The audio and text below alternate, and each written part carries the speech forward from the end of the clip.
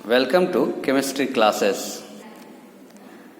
Now अब हम लोग बात कर रहे हैं केमिकल रिएक्शंस में कि कैरेक्टरिस्टिक्स ऑफ केमिकल रिएक्शंस क्या होते हैं। किसी भी केमिकल रिएक्शन के कुछ कैरेक्टर्स होते हैं। कौन कौन से कैरेक्टर होंगे? तो सिंपली 5 कैरेक्टर तो कम से कम दिखते हैं जब केमिकल रिएक्शंस होता है।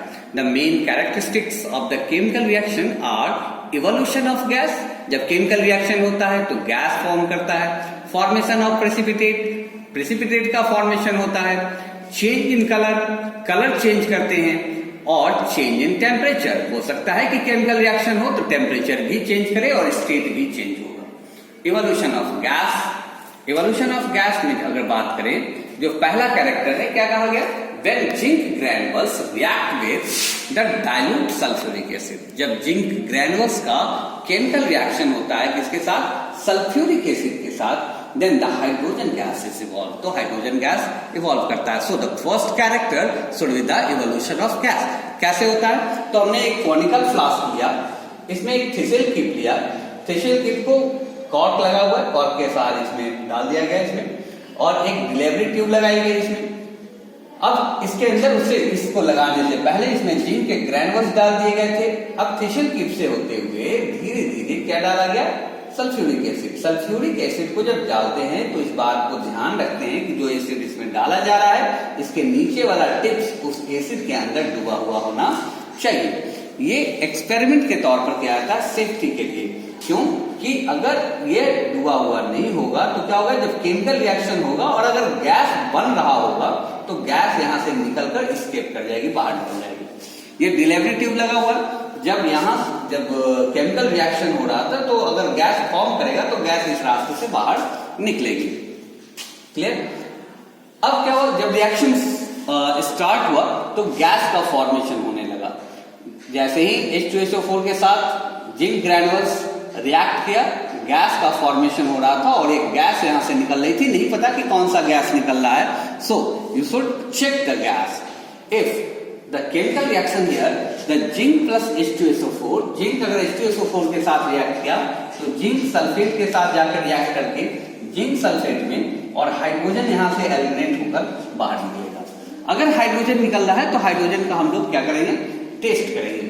एक जलती हुई लकड़ी का टुकड़ा लेकर जाएंगे और जैसे ही हाइड्रोजन के पास लेकर जाएंगे वहां पर एक साउंड प्रोड्यूस होगा, that is the pop sound. Pop pop pop आवाज आएगी। That sound comes only when the hydrogen is burn in the with the air. जब वह हाइड्रोजन एयर के साथ संपर्क में आकर कहां होता है? जलता है, तभी वहां से पॉप साउंड प्रोड्यूस होता है ना। तो ये प्रूफ करता है कि केमिकल रिएक्शन में कोई ना कोई गैस का फॉर्मेशन होता है। ऐसा नहीं कि सभी केमिकल रिएक्शन में केमिकल रिएक्शन होगा तो एक कैरेक्टर दिखाया कि गैस भी इवॉल्व करता है। Now the second character is the formation of precipitate. Some chemical reaction are characterised by the formation of precipitate. जब केमिकल रिएक्शन होते हैं तो उनके बीच में क्या होता है?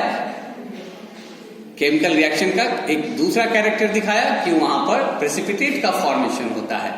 एक आपको एग्जांपल के तौर पर मैं आपको समझाऊं। When barium chloride is solution is react with the copper sulphate. जब बेरियम क्लोराइड सॉल्यूशन रिएक्ट करता है किसके साथ? कॉपर सल्फेट सॉल्यूशन के साथ, then white precipitate of barium sulphate, white precipitate जो है बेरियम सल्फेट का, is form along with the copper chloride solution. तो व्हाइट पीपीटी तैयार होता है और साथ में कॉपर क्लोराइड तैयार होता है। यहां दिखाया मैंने बेरियम क्लोराइड है, एक्वस दिया गया है, कॉपर सल्फेट है, एक्वस से ये दोनों रिएक्ट किया बेरियम सल्फेट के साथ बनकर बेरियम सल्फेट और कॉपर क्लोरीन के साथ मिलकर कॉपर क्लोराइड एक्वस सॉल्यूशन तैयार करता है ना। यही बेरियम सल्फेट जो है वह कैसा होता है? White precipitate. इसका कलर कैसा मिलेगा? व्हाइट। पीपीटी का मतलब है precipitate. Clear? Now, the change in color. Some chemical reactions characterized by the change in color. कुछ केमिकल रिएक्शंस में कलर चेंज कर जाते हैं। उसका मैं दिखाऊंगा आपको एक example. When a piece of iron metal, जब आयरन मेटल को प्लेस किया जाता है कॉपर सल्फेट के सॉल्यूशन में, then iron sulphate solution and the copper metal are form. तो आयरन सल्फेट तैयार होता है और साथ में क्या तैयार होता है? कॉपर के मेटल्स तैयार होते हैं, कॉपर तैयार होता है। So here copper sulfate aqueous है फेरस के साथ रिएक्ट किया तो कॉपर, फेरस और सल्फेट एक दूसरे से रिएक्ट किए, फेरस सल्फेट और कॉपर इसमें से बाहर हो गया। कॉपर किस कलर का मिल रहा है? रेड ब्राउन कलर का कॉपर अलग हो जाता है और सॉल्यूशन जो एक्वस है वो आयरन सल्फेट का है, वो ग्रीनिश सॉल्यूशन में आता है। Now the fourth one character is the change in temperature. अब टेम्परेचर चेंज करता है, केमिकल रिएक्शन होगा तो टेम्परेचर चेंज करते हैं, वो कैसे होता है? मैंने उसके लिए एक सिंपल सा दिखा मैंने आपको एक chemical reaction. When the quicklime reaction with the water they form the slack line and the temperature of vessel is increased when the touch it। कहा कि जब आप कैल्शियम ऑक्साइड को H2O के साथ रिएक्ट करते हैं, कैल्शियम ऑक्साइड देखा आपने, चूना को आप देखते होइएगा, चूना आपने देखा जो घरों में आप डालते हैं रंग में, तो क्या कैल्शियम ऑक्साइड, इसी का नाम है क्विकलाइन, इसी का दूसरा नाम क्या है, केमिकल नाम लिखते हैं कैल्शियम ऑक्साइड। इसके साथ H2O का रिएक्शन हो रहा है और क्या बन रहा है? Calcium hydroxide. इसको पढ़ते हैं हम लोग कैल्शियम हाइड्रोक्साइड और इसका दूसरा नाम क्या है? Slack line. तो याद रखिएगा, स्लैक लाइन भी याद रखना है और क्विक लाइन भी। क्विक लाइन किसे कहते हैं और स्लैक लाइन किसे कहते हैं, इसको याद रखना चाहिए। प्लस हीट, सिंपली मैं आपको दिखाऊंगा कि अगर आप इसका केमिकल रिएक्शन करा रहे हैं, जिस बर्तन में आप लेते हैं,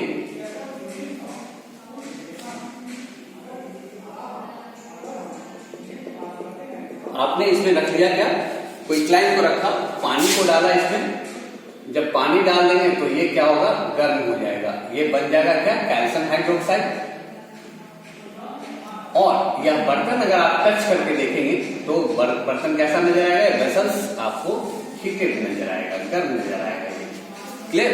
तो कहा कि केमिकल रिएक्शंस जब होते हैं तो हीट भी इवॉल्व होता है। बाद में पढ़ेंगे कि वो जो अगर हीट के हिसाब से देखा जाए तो दो तरह के अलग अलग कौन कौन सा एक्सोथर्मिक रिएक्शन क्या होगा और एंडोथर्मिक रिएक्शन क्या होगा। ना अब हम बात करते हैं फिफ्थ, इसका जो है वो चेंज इन स्टेट।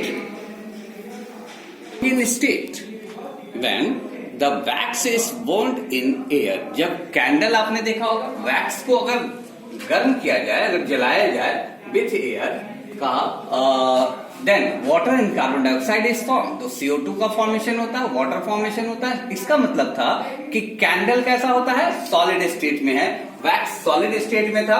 इसको मैंने जलाया और जलाने के साथ ही यहां से फॉर्मेशन, जब गर्म होता है तो इसमें से वाटर अलग डिस्चार्ज होता है, that is the liquid form है। एंड दैट शुड बी, जब यह एयर के साथ जल रहा होता है तो वैक्स जलता रहता है तो क्या बनता है? CO2। तो यहाँ कार्बन डाइऑक्साइड, CO2 का मतलब क्या है? Carbon dioxide.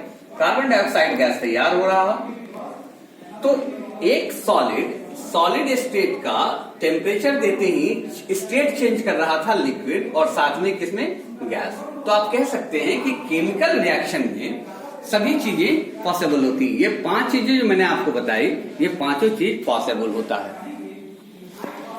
इस तरह से केमिकल रिएक्शंस में कैरेक्टर्स क्या क्या होते हैं, ये 5 कैरेक्टर मैंने आपको बताए।